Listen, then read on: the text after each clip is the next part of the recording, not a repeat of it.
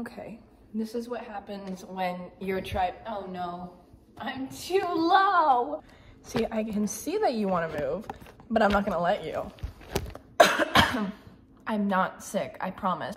Sorry, not sponsored.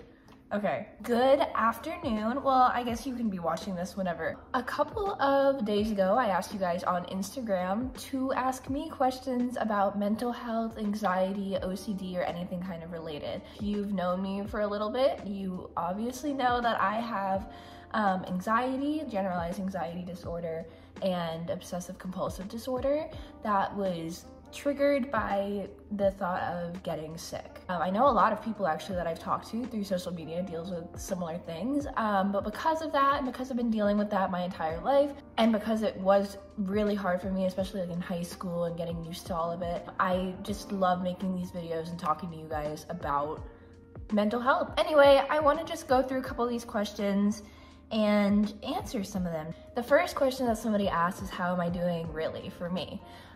Personally, I've been okay. A couple weeks ago, I wasn't doing so hot. You probably could tell because I wasn't really posting on social media. My motivation was super low and I felt like very lonely. But what I ended up realizing is that just talking it out with people and just expressing how you're feeling to your friends, it went a really long way. So I wasn't great, but I'm doing better now, I think. I'm pretty good, happy with my friends, unmotivated with school, but I'm just blaming that on senior year. Yeah. Okay, so a lot of people have been asking me this question, so I'll address it, is what helps you handle an anxiety attack, or how can you calm an anxiety attack? So here we go. I think, or I'd argue, that there's a difference between an anxiety attack and a panic attack. So an anxiety attack is you have something on your mind that's making you anxious, and after thinking about it for a while, you start having kind of like physical reactions to it, and you feel like a shortness of breath, or you just don't want to carry out this action. Like, you can kind of connect it to what's causing the stress. A panic attack is a rush of adrenaline and all of these bodily sensations like happening at once. It's extremely overwhelming, and you think that in the moment, like even just like in these 2 seconds, that something terrible is about to happen and you don't know what it is. For these like anxiety attacks, I handle my anxiety attacks slightly different than I handle my panic attacks. With panic attacks, the best thing to do is to ride it out. And I would have never taken that advice like 5 years ago. The last thing I'd want to do is have to like trust that everything's gonna be okay when I'm having a panic attack. When I get a panic attack, I feel really sick. I have my heart race like through my chest. I get really dizzy, and there is just no way that I would allow like me to pass out or get sick or something from a panic attack. That stresses me out because that's what triggers my anxiety to begin with. But then when you just sit it out, the panic attack actually ends a lot faster. You still have these sensations. I still will have panic attacks when I'm just randomly with my friends and I'm shaking vigorously, and I tell them like, guys, just give me like 10 to 20 minutes just so my body can just calm down a little bit. And every time I'm always like, maybe I won't calm down, and then every time I do. So it's like really strange. It's almost like exposure therapy in a way, but it takes a lot of practice to trust yourself to be able to handle those panic attacks. In terms of anxiety attacks, that is a better situation to distract yourself in a way. Not to like avoid the sensations, but rather to like observe what you're feeling and saying like, okay, everything's going to be fine, but in the meantime, I'm just gonna carry out life like I normally do. A few of my favorite things to do when I'm having an anxiety attack is to play piano. That is my #1 go-to thing. If I'm playing at the piano, my anxiety goes away. It is scary every time. So whatever you can do that's kind of like a mindless activity, whether that's like coloring or maybe like some dancing. I know dancing actually helps me too, because with exercise, you release dopamine, so working out. A lot of people just like to read when they're feeling a little anxious. I also love to journal or write things out when I have a panic attack or an anxiety attack. It helps me look at all of my thoughts for later, and just as I'm writing it out, I realize like everything is gonna be okay. Oh, also a little pro tip, don't use this as a crutch, because I used to use it a lot as a crutch. If you're feeling anxious, like really anxious, and you do need to go somewhere and calm your nerves a little bit, chew some gum for a little bit.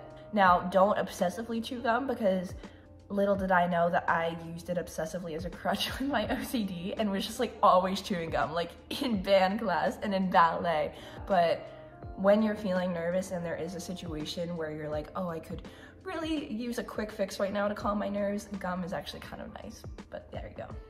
Someone says, how do you deal with social anxiety? Lately, I feel like nothing I do helps. So I wouldn't say that I necessarily have social anxiety, but it does give me a decent amount of discomfort to talk to people.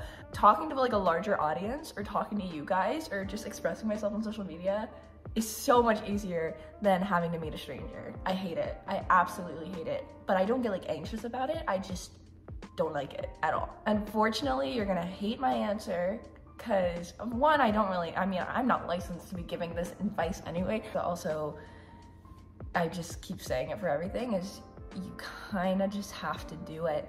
If you get anxious, like if you get actual physical reactions and like shortness of breath, or like breakout and like highs or things like that when you're around people, I do recommend gum. I'm sorry, I'm a big advocate for gum, just because, I don't know, there's some sort of parasympathetic reaction that happens to like calm down your nervous system when that occurs. So that could be a quick fix to deal with the social anxiety. You also should try your best to lean into social situations when they present themselves, and find just one other person to do it with. Even if you're on your way there and you're like on FaceTime, or even if you're like calling someone being like, okay, I'm like walking in now, and seeing someone you might recognize. When you talk to someone, there is like a 99.9% chance that they will talk back to you. And if they don't, they're not a nice person. I realized that, and it sounds so easy to understand, but it's really not. Like, I didn't get that when I first was in college, or like when I was moving to this apartment and seeing all these people. Like, guys, the amounts of seniors that I don't know, and I thought I knew like so many seniors here, it's insane. So I was always super shy. I was like, they have their friend groups, like they don't want to meet anyone else, like I don't want to be awkward or a burden. But then I realized, when you just like talk to them, they talk to you back. Because you know what, if you're feeling it, just imagine how many other people are feeling it. And just some people are a lot better at hiding it. Everyone does have their struggles, and I know that that's super cliche and it's really hard to remember, because you will never experience life in their eyes. But when you do take the time out of your day and you use your energy to try to talk to people, even just for a little bit, you're gonna realize like you have a lot more in common than you think with someone that could be on the outside drastically different from you. So just go for it. You will never regret, I think, going into a social situation just to try it, versus like you would regret if you didn't go into a social situation because you were too scared.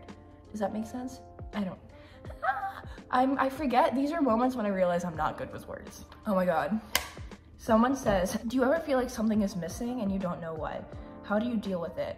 Oh my gosh, I can't pinpoint the time when I felt this, but I remember there was a large period in time where I felt this. I feel like you could ask my parents or like my friends, probably in high school. It was probably around like my senior year of high school. I remember having a period in my life when I was like, I'm missing something. I wish I knew how to help. Like, I wish I knew what to do about that. But I know that it gets better. It just might be like that longing for a connection with somebody, and it takes a lot of time to find. I remember when I used to feel like something was missing in my life, I actually would sit down and journal and like just write out everything I was feeling, because I couldn't figure it out. And the more that I was writing it out, the closer I was starting to get to my answer. I don't think I ever like found it. Like, it's not like a legit thing that's missing from your life. There's like a reason that you feel like something's missing, but it's not actually tangible. So it's like really hard to put your finger on. But I think putting your words onto paper, I think that could help to kind of figure out where in your life you might want to change or meet new people or things like that. And hopefully I could bring you closer to what you're looking for. I do know that whatever this feeling you're having is, it's going to end at some point and you're gonna feel a lot better. I can't remember when that happened for me, but it did happen. And I just think that's really weird that there was a time where I literally didn't think I was gonna feel any like happier, and I thought this was it, and there was like there was something missing that I was never gonna find, and I ended up finding it even though it's not real. Wow, meta. Sorry, I rambled a lot in that. I just love talking about mental health, so hopefully I'll make some more videos and stuff on this. But thank you guys so much for watching. I hope this was like at least a little bit informative for you, and if it wasn't, DM me and I'm happy to answer like any more questions about like anything. Just remember that your mental health and your physical health take priority over everything else in life, like school, social stuff, like how you feel affects how other people feel. So make sure that you're taking care of yourself. And if you're really not feeling it, then don't force yourself to do anything you're not ready to do. There's another train coming, so I'm gonna say goodbye here. I will see you guys next week. We're just gonna start posting every Friday now because I don't do enough interesting things in my life anymore where I can post Tuesday and Friday. So I will see you guys then. I love you and stay safe.